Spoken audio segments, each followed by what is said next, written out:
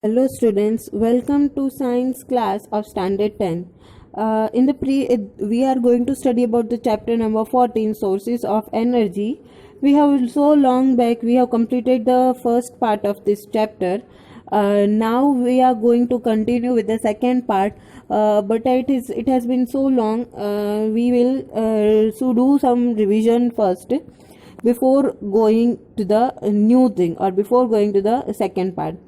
We will revise about the thing.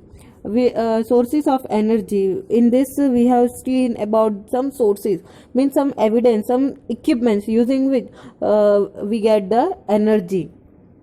Okay, so for example, sun is also a source of energy, we can tell, as well as cooking. For cooking, LPG is also a source of energy. Sunlight is also a source of energy. Then we have seen that law of conservation of energy. In that we have studied about the what is the law, that energy can neither be created nor be destroyed. It can only be transformed from one form to another. And we have seen the examples also.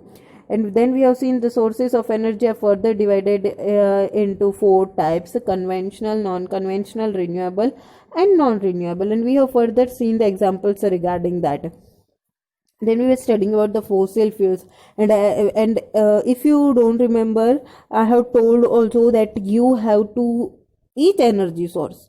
We are going to see about so many energy sources in this chapter, and about each energy source we have to see its how it's working, what are its positive points or the advantages, and what are the drawbacks or the disadvantages of that particular energy. So if we see about the fossil fuel, we have seen that it is very useful source of energy, and it's a limited, that is a drawback. And also one drawback we have seen that it creates some kind of pollution also. Okay, so then we have seen about thermal power plants. In that also we have seen that it produces electricity, and it's also very much helpful thing. For then hydropower plants, in that we have seen about turbines and hydropower plants. The turbines are the things which makes the it's like a mechanical device using which it has its kinetic energy. In it's like a rotor, so it makes because of mechanical energy, it makes the rotor to rotate, and it creates the electricity. Then because of this hydropower plants, it will create the powerhouses, and it will provide a lot of electricity or the energy, we can tell. Then we have seen about dams, biofuel mass, or the biogas plant. It is one of the most important thing, which is most probably there in the exams many times. Then we have seen wind energy. For wind energy, we have seen the windmills and its working. We have also studied that only one windmill will not be the helpful thing for us, so we have to set up wind farms for it. So many windmills are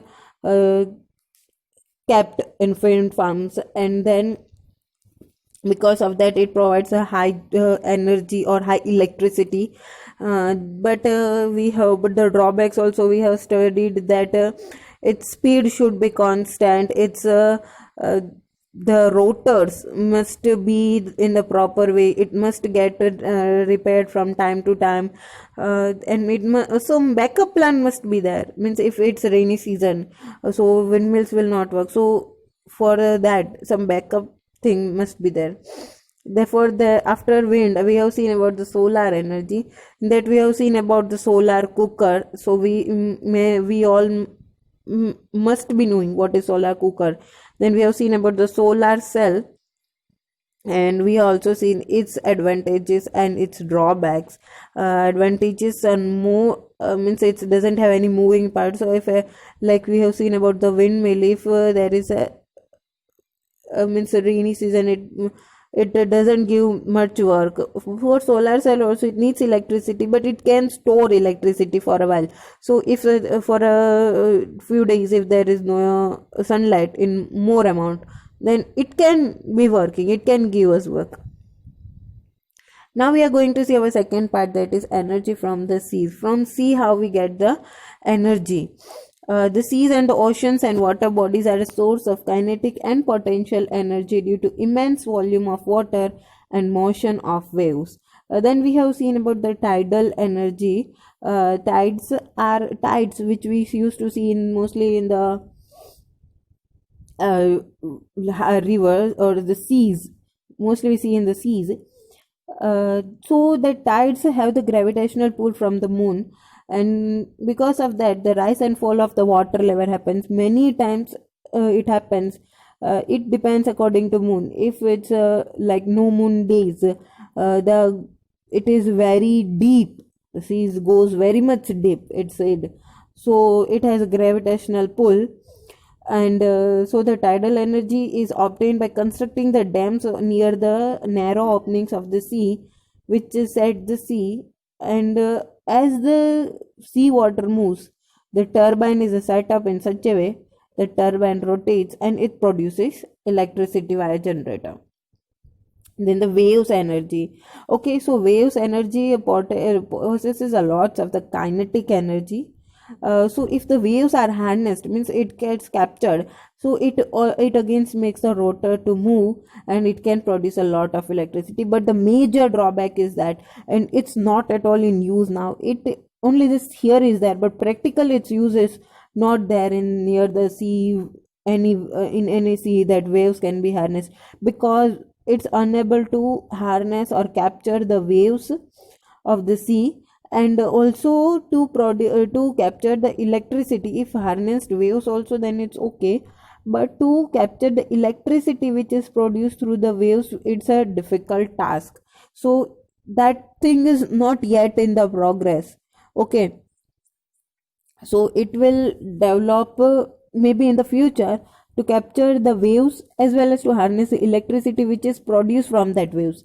So that is a major drawback. So it's a theory that we are having, that like this we can produce the electricity. Now this ocean thermal energy, students, it's a question which is many times there for the exams. So this diagram also, it's not mentioned in the textbook, you have to draw in your notes. It's a important thing. So the difference in the surface temperature of the water and water at certain depth is exploited to harness this form of energy. Means the water at its surface and the water deep below is very much difference in the temperature.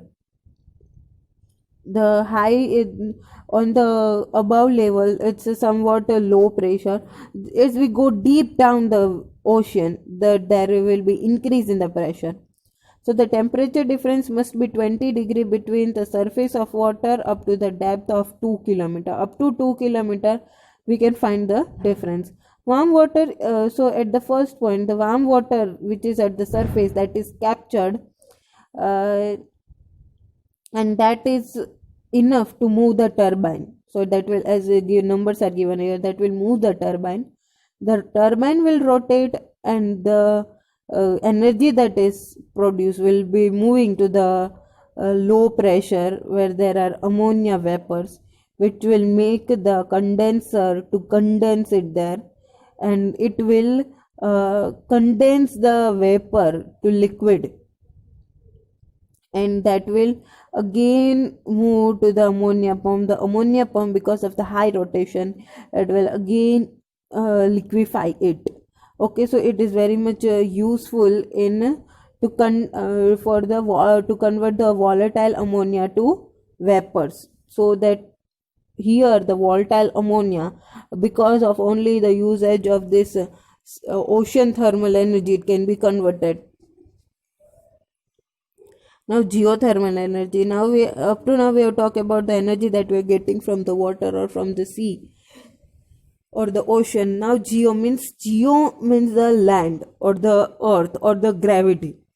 There is a huge amount of energy trapped inside the earth. From inside, as we know that molten lava are so much the volcanoes that explode, because of there is a so much amount of energy trapped. That geological change gets trapped in hotspot. Hotspots are the areas where this all the energies are captured, and that hotspots can harness this energy, and that energy can be useful in so many ways. That is known as geothermal energy. If any underground water present get heated due to hot spots and get converted into steam which escape from the surface on the earth as hot spring. We see so many hot springs, that is because of this. This steam is used to rotate turbines and generate electricity. Okay, you can see in the figure, in the low down the earth there are hot water, or the high pressure is there, that will be flowing out from the steam, that will flow because of the steam. The water from this will be moving, and the vapors from the steam that we captured, that can be easily used for rotating the turbine, and that turbine will rotate, and that will be connected with the generator, that will create a low so much amount of energy. Then it will move, some of the energy will move for cooling the tower, and will be again moved to the back to the earth, that is known as geothermal power plant. Now, nuclear energy. Nuclear energy can be used to generate electricity by means of nuclear fission. Okay, fission means the dividing of the nuclear energy. If we talk about the nuclear fission, where in this process where a heavy atom, that is uranium or plutonium, is bombarded with neutrons that split the atom to give a lighter nuclei, this process releases the tremendous amount of energy. For example, fission of one amount of uranium gives 10 million times the energy of combustion of one atom of carbon from coal.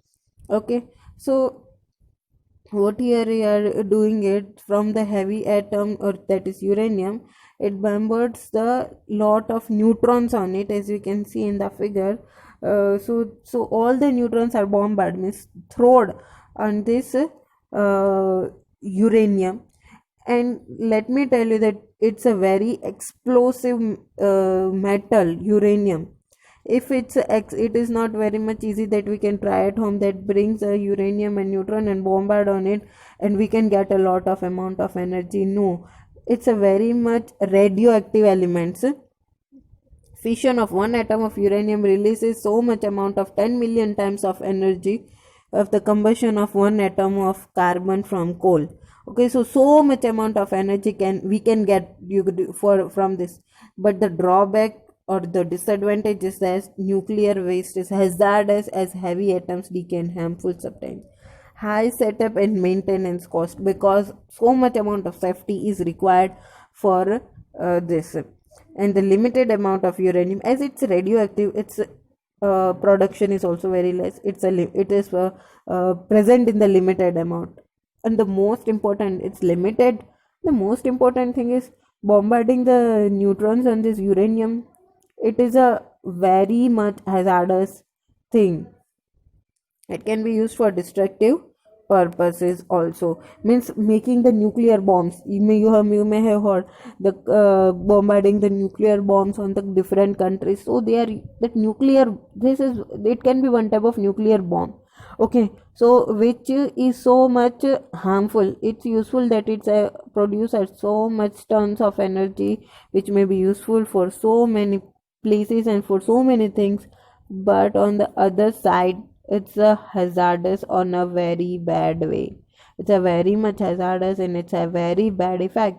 So the production of this nuclear fission is only a theoretical term. We are not producing any type of we are not means actually using it now for producing the electricity. It's mostly used for making the nuclear bombs and all, many times. But for production of electricity, it's not at came in the use. So scientists are being researching for its high setup and the maintenance things, so that we can use it. Okay, so this was all about this chapter number 14, that is sources of energy. In the my PDF you can find the answers regarding the questions of the textual and the exercise thing. The next part we will meet with the new chapter. Up to that, I hope you have completed your notes. So if not, complete it as soon as possible. Okay, thank you.